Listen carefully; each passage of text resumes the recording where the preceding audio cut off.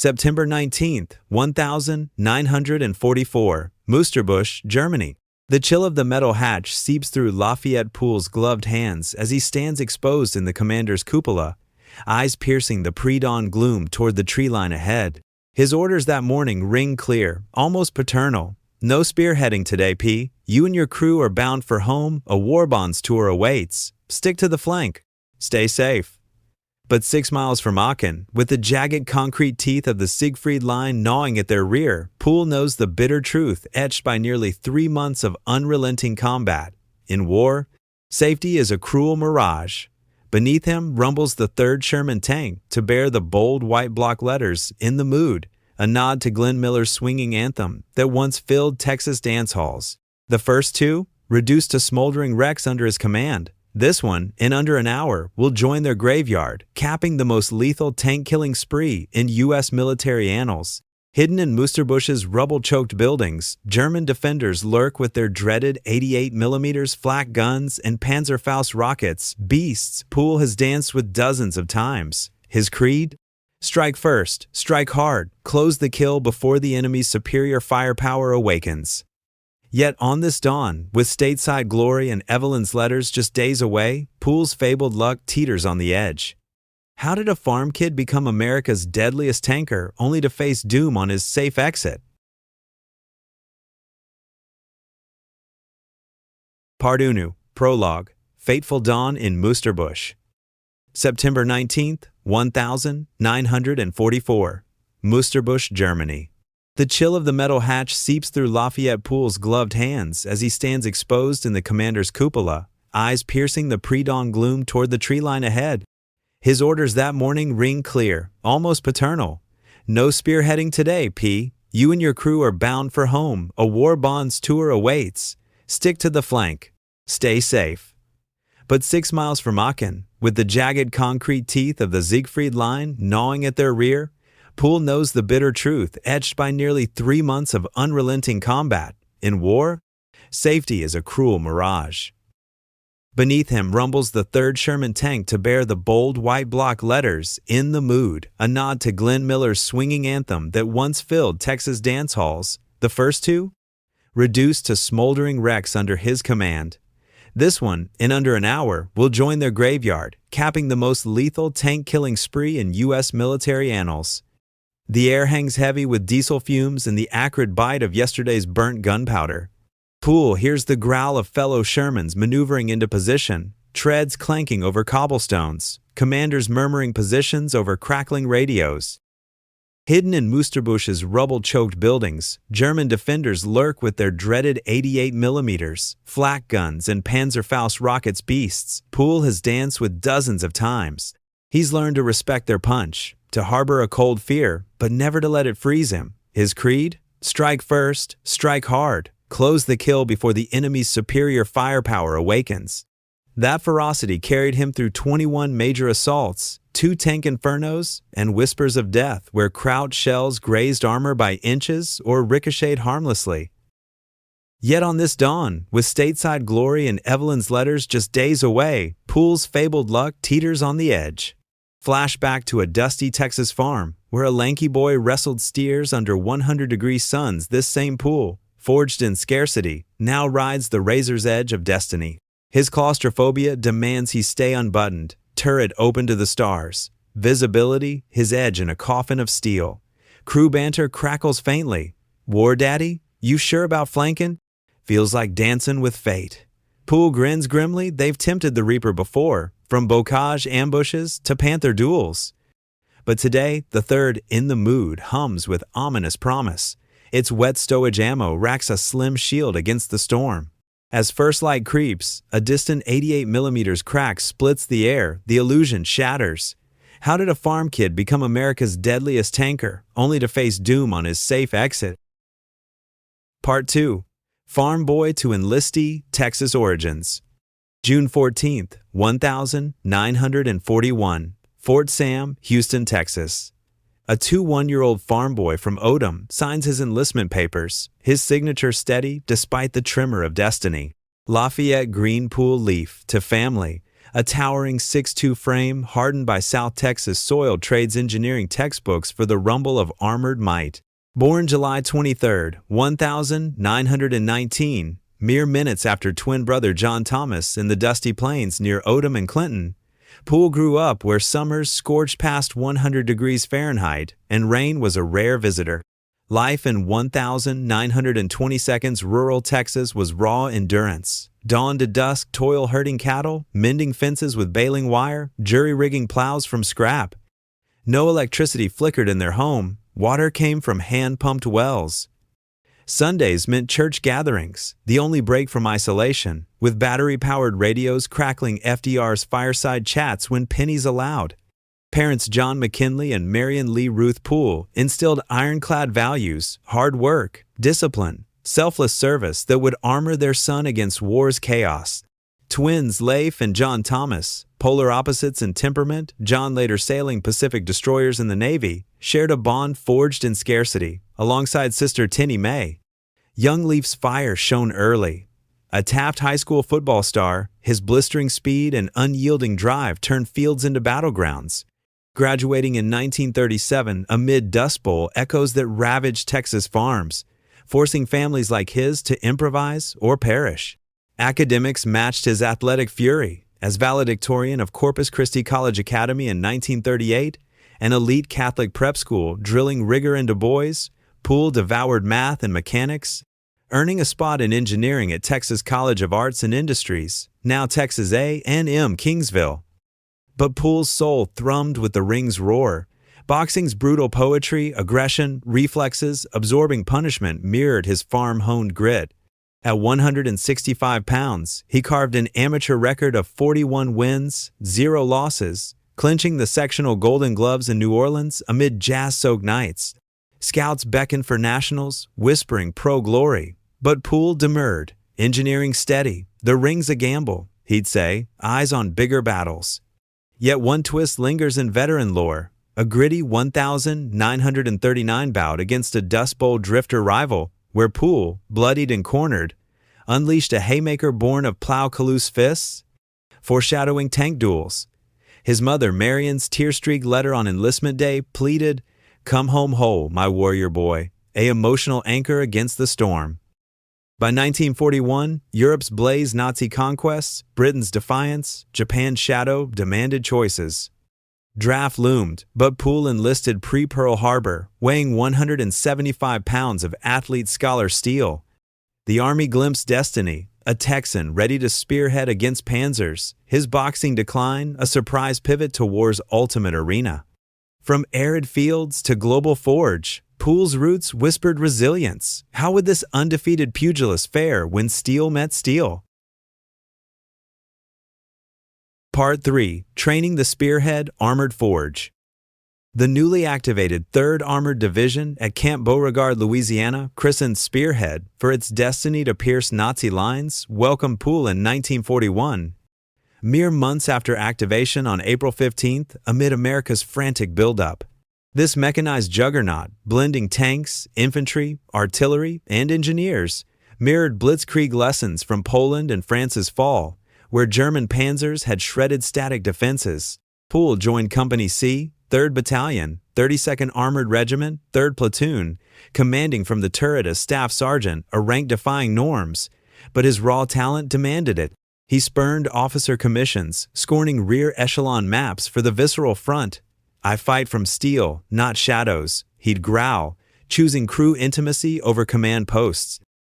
Training was hellfire baptism, initial M3 Lee tanks, obsolete stopgaps with hull-mounted 75mm guns, and turret 37mm pea shooters, taught gunnery precision, spot, range, fire in seconds amid Louisiana swamps mimicking Europe's mud.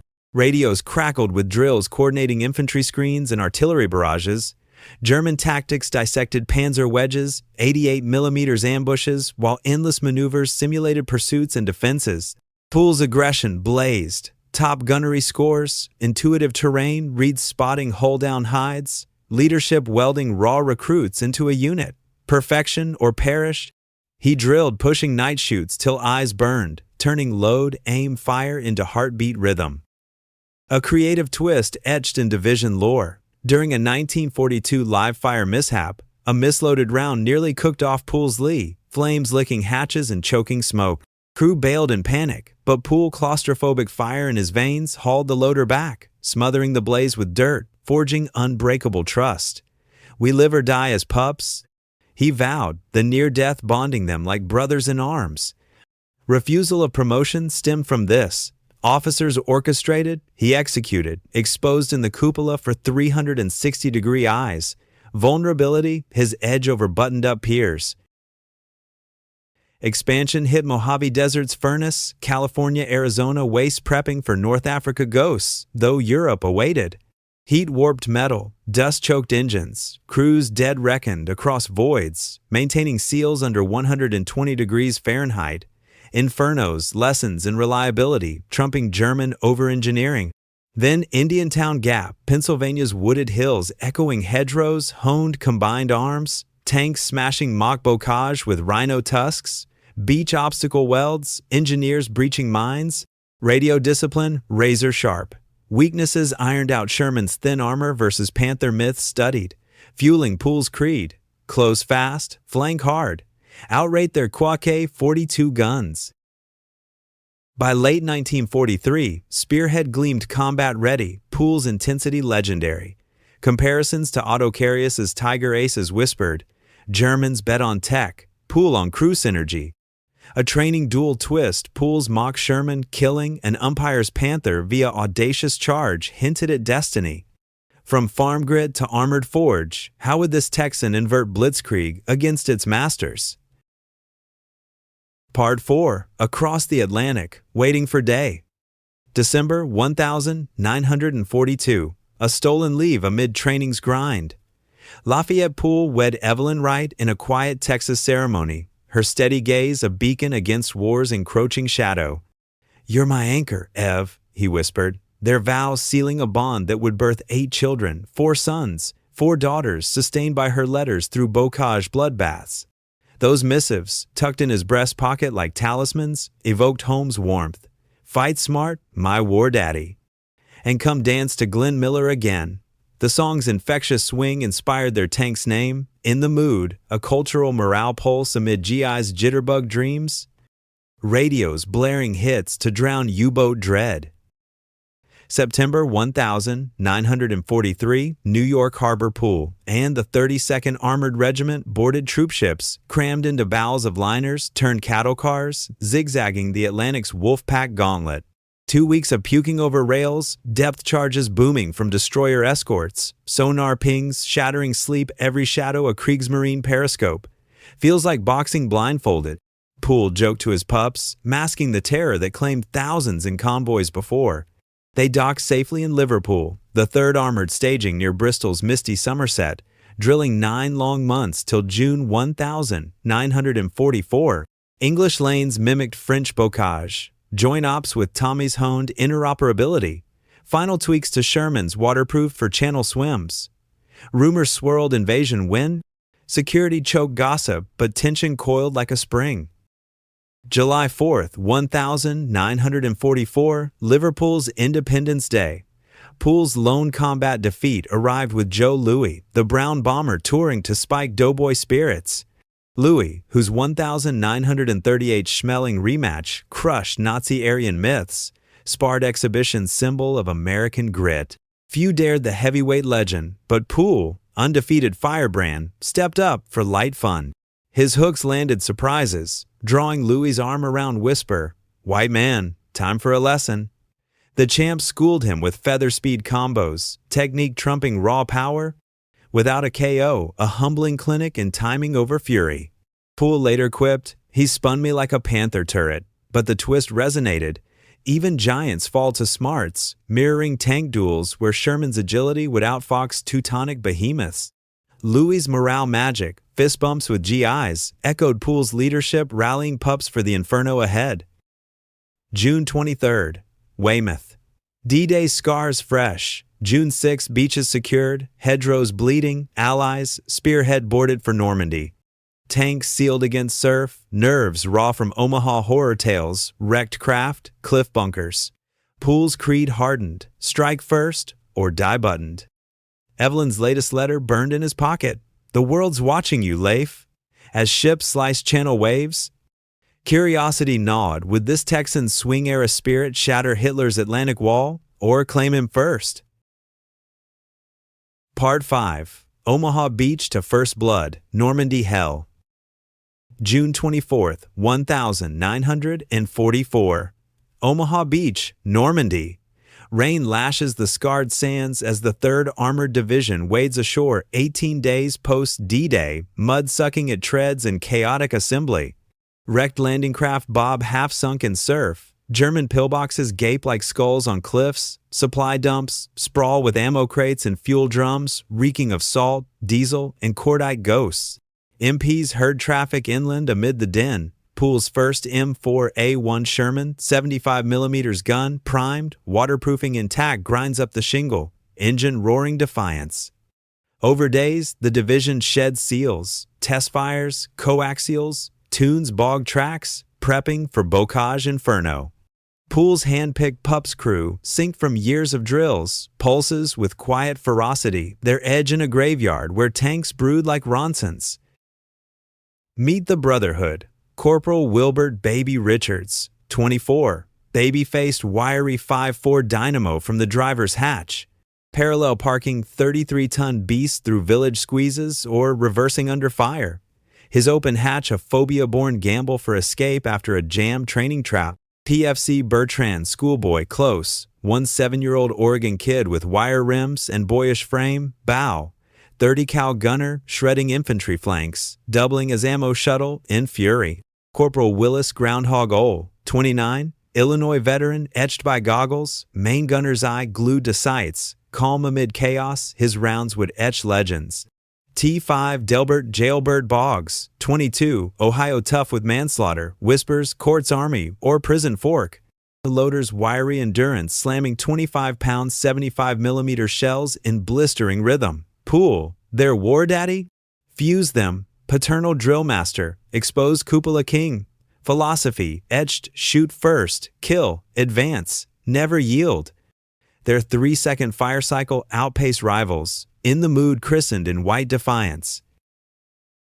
June 29th, Villers-Fossard, Spearhead's blooding. Combat Command A's Task Force Y assaults a 3,000-yard German salient east of Viry. 353rd Infantry's Fusiliers dug into Normandy's hedgerows, centuries-old earth walls, thick with thorns, channeling tanks into kill zones. Initial assaults bled. Engineers' Rhino tank hacks, beach tube rams, smash bocage without exposing bellies. Artillery thunders 30 minutes. Pool's platoon flanks right. Visibility 50 yards max. First blood, half track at 300 yards, vaporized by Ole's HE. 3 vehicles and 70 krauts tallied day 1. Chaos reigned 88mm, cracks, smoke veils, but Pool's instincts pierced. Terrain reads, spotting hides, aggressive pushes denying German range. Then terrors twist. In La Fossard village, cleared streets betray a Panzerfaust ambush. A doorway shadows erupt, rocket whooshes 50 yards, shape-charged jet punches side armor. In the mood shudders, smoke chokes, alarms wail, bail out. Pool bellows, Pups scramble him first through cupola. Ole behind, Richards divided by close, hull forward. Boggs squeezing loaders, 5 days in combat, first tank lost, unscathed but haunted. A spectral whisper from the wreck seemed to murmur bocage curses, their charmed run just beginning. Foot marching to replacements, Pool-eyed the horizon, how many more moods before luck cracked? Part 6, upgraded firepower, 76mm Hampage. July 1st, 1944, Normandy's mud-churned fields. Pool's Pups, tankless but unbroken, hitch rides till a gym arrives. An M4A 176W Sherman, first in the regiment for its commander reward for Villers-Fossard grit.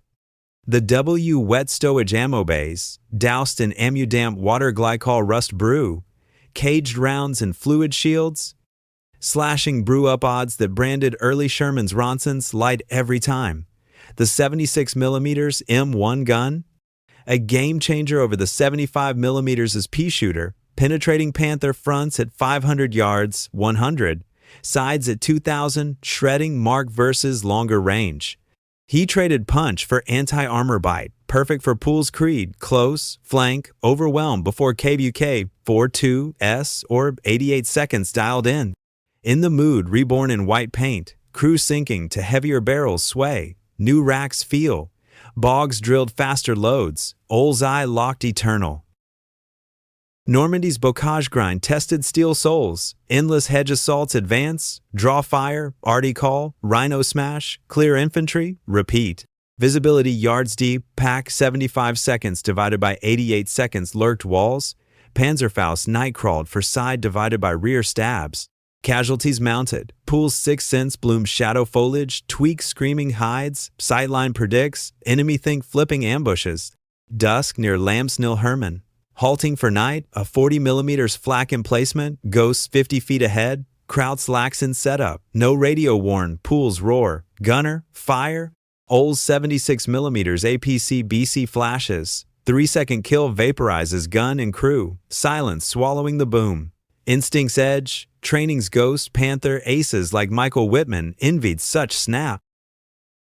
Night Ops is hell peak near Colombes, platoon creeps hedgerow maze, infrared ghosts, minimal, friendlies stray firing.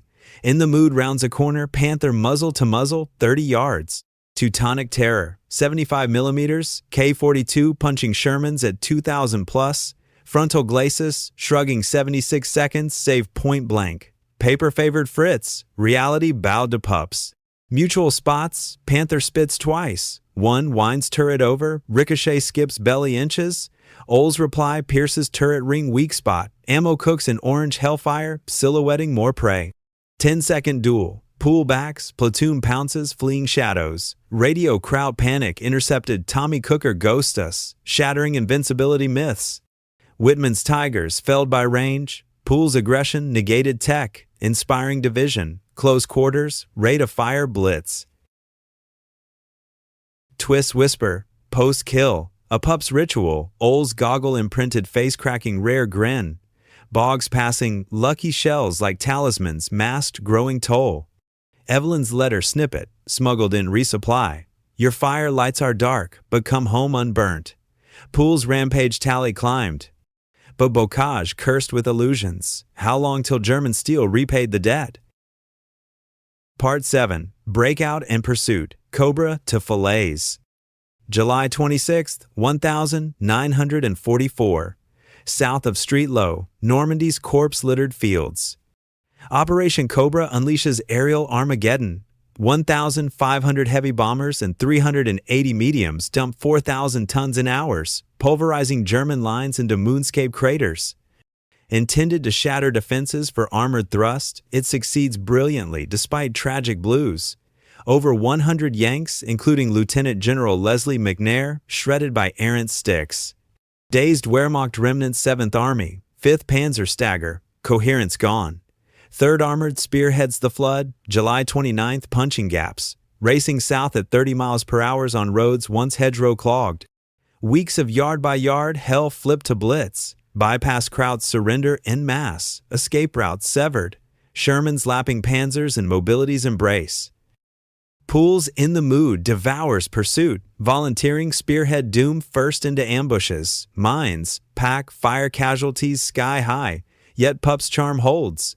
Near Marsaint, Belgium, Poole platoons, 5 tanks, Sands officers, rapid advance outpacing brass. Flank fire erupts, escaping half-tracks, armored cars blunder into column. Press on. Poole radios, wheeling solo to flank. Closing fields, Old's 76mm rips 6 vehicles in salvos. Survivors scatter, futile replies pinging glacis. Word crackles a Panther ahead mauls column, 2 Shermans brew. Richards floors at 25 miles per hour down rutted roads. Poole scanning, Fritz hull down, fixated forward, side exposed, Napoleon's gift. Sabo, left flank. Old traverses, penetrates below turret ring. Panther erupts, turret blown skyward, 1 Kraut fleeing ammo's roar. Column saved, Poole reclaims lead tactics, trumping tech, whispers of Texas ghost rippling GIs. Falaise Gap, August 7th, Normandy's Stalingrad. Allies pinch U.S. North, Brits divided by Canadians, South trapping German armies in death pocket. Chaos reigns, breakout bids clash with relief thrusts, intermixed units ambushing shadows. Task Force Y, Poole leading under Lieutenant Colonel, Richardson's radio watch, slices closing jaws. Fleeing infantry waves vehicles, ditch swarm, Poole's voice crackles, ain't got the heart to kill 'em. Pity flickers, Texan humanity piercing killer's mask. Then closes, 30 cal chatters, watch 'em run, give it close. Tactical math prevails, escapees regroup, kill more, yanks later. Moral razor, good men wield terror for necessity, Poole's 1,000 plus dead, a ledger of survival. Part 8, DSC Heroics and Friendly Fire, August Glory. Evelyn's imagined letter haunts, your hands heal as they harm balance the scales, leaf. Twist shadow, radio German despair, encircled like rats, mirrors Poole's inner war. Tally surges 250 vehicles, prisoners piling division, ethos shifts, aggressive pups inspiring timid crews. But pursuit's speed hid Siegfried's teeth. How would Falaise's glory prelude the end? August 29, 31 Saint, 1944, France's liberation frenzy. Poole, outpacing task force support and lone wolf fury, earns the Distinguished Service Cross, America's valor pinnacle short of the medal. Citation lauds unflinching courage amid devastating hostile fire, his zeal enabling rapid advances with minimal losses. 3 days, often solo or with 1 to 2 tanks. First, a Mark V Panther ambush crossing road Oles 76mm flanks at mid-stride, brew up instant. Second, Sturmgeschütz assault gun and village chase, point-blank trade ending in Fritz flames. Climax, dual Panthers pounce simultaneous, shells screaming, Poole's pups drill superior, traverse, load, fire, vaporizing both via weak spots, crew discipline turning math-defying odds. Plus 3-pack anti-tank guns silenced, each spitting farewell shots, 50 softskins, half-tracks, trucks, hordes of enemy personnel shattered. Eyewitnesses swore Medal of Honor. Infantry bias later nixed it. Tanks, crew served, no solo heroes, a bureaucratic twist denying Poole's turret god status. Twists chill. A near Tiger Brush days prior should have penetrated Glacis at 800 yards. Round glancing divine hinted Lux Fray. Pups, twice tankless, marveled survival. Poole repainted 3rd Sherman, charm defying odds. Division buzzed. How did Texas intuition outfox Luftwaffe eyes and leopard cats?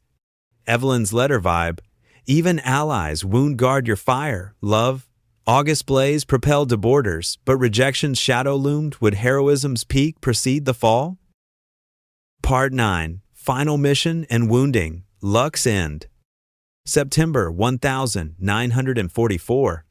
France-Belgium blurred to Siegfried Line's shadow west walls neglected bunkers, dragon teeth obstacles, minefields hastily manned by Volks grenadiers, a 1930 seconds relic dusted off in desperation. Third armored races to breach before winter, Poole's pups spearheading, tally exploding, 258 enemy vehicles, 12 tanks confirmed, over 1,000 crowds slain, 250 prisoners from surrendered packs. Reputation mythic infantry begged War Daddy support, brass-eyed pullout. Mid-September orders, home for war bonds tour after 83 days, 21 assaults, 3 tank graves. You've earned it. Richardson radioed, pups toasting with pilfered cognac, superstitions whispered, black cats dodged, in the mood, talismans clutched. Final gig, clear Moosterbush, Aaken's Gateway, 6 miles out, no lead, flank only. Safety's lure dangled, but Poole's gut snarled illusion. September 19th Redux. Dawn breaks bloody. Combat Command A, assaults village strongpoint, infantry clearing rubble, Sherman's covering. Oles stateside rotation, gut sink PFC, Paul Kenneth King, 20, Tennessee gunner, steps in, capable but green to Pup's rhythm. Flank grind, Oles ghost in sights, Boggs loads AP, Richards threads streets, close flanks watch, building spew pack fire, 88 seconds crack Sherman's brew. Pool's cupola vigil, spots intersection, vantage, fields of fire aiding push. Tension coils, German soil fuels fanaticism doorways, Panzerfaust traps, every shadow lethal. Doom's twist, concealed panther, hold down genius, picks in the mood as prize markings or instinct. KK-42 twins roar, first APCBC punches turret, superheated jet shreds innards, second hull cracks systems. King dies instant flash of hell in Ole's old perch, no bailout gasp. Pool, expose God, take shrapnel, blizzard, right leg mangled, blast concussion reels, survival spark flares, bail.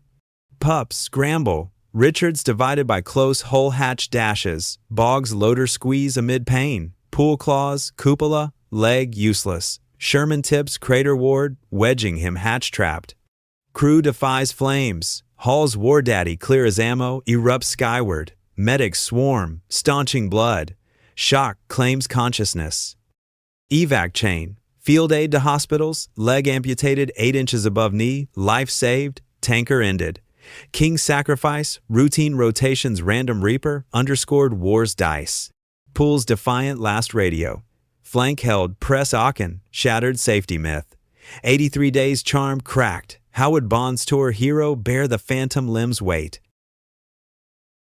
Part 10, Legacy and Echoes. From amputee to immortal. Evacuated through blood-soaked field hospitals, Lafayette Pool awoke to a world halved right leg, severed 8 inches above knee, phantom pains, echoing tank tremors, but spirit unbroken. Medics marveled his grit. Stateside, by October 1944, the Distinguished Service Cross pinned amid war bonds, rallies, his tale electrifying crowds. I lost a leg, not the fight. No Medal of Honor infantry gatekeepers dismissed tankers as crew efforts. A bureaucratic sting. Pool shrugged off with Texan fire. We brewed Panzers solo in God's sight. Silver Star, Bronze Stars, with Valor clusters, crowned 258 vehicles, 12 tanks, 1,000 plus kills, unrivaled U.S. Ace, outpacing peers by sheer aggression over tech. Comparisons whispered, German Autocarius's 150-plus Tigers paled against Pool's underdog blitz, tactics echoing modern Abrams crews flanking T-72 seconds in Gulf sands, rate of fire trumping armor myths. Re-enlistment 1,948 Beckon prosthetic leg no bar, Pool trained armored instructors at Fort Knox, passing strike first creed to Cold War pups. Retiring Master Sergeant 1,960 after Korea echoes. Home anchored in Van Vleck, Texas, with Evelyn's enduring light, 8 children raised in resilience's forge. Tragedy scarred deepest. Son Jerry Pool, Vietnam chopper pilot, vanished 1,970 over Laos. MIA till 2001 recovery, buried Arlington beside dad. Lafayette's 1,991 passing at 72 closed a saga. Ashes interred Fort Sam Houston, eternal watch over enlistees. Hollywood nod. 2014's Fury drew from Pool's legend Brad Pitt's War Daddy, channeling turret god Fury. Wet stowage brews, moral razors of Falaise pity. Fort Knox memorial gleams, plaque-etching stats, in the mood replica luring pilgrims. Twist's final intrigue, rejected Moh exposed brass bias. Yet Pool's record endures mystery. How did farm intuition, 3-second kills, invert blitzkrieg? Family echoes, veteran toasts, War Daddy taught us steel bends to will. Modern wars not his shadow drones, composites echoing Sherman's gamble. From Moosterbush dawn to immortal lore, Pool's pups whisper, safety's lie, aggression's truth, America's deadliest tanker, forever in the mood. Please press like and subscribe to the channel. Or wait for my latest video.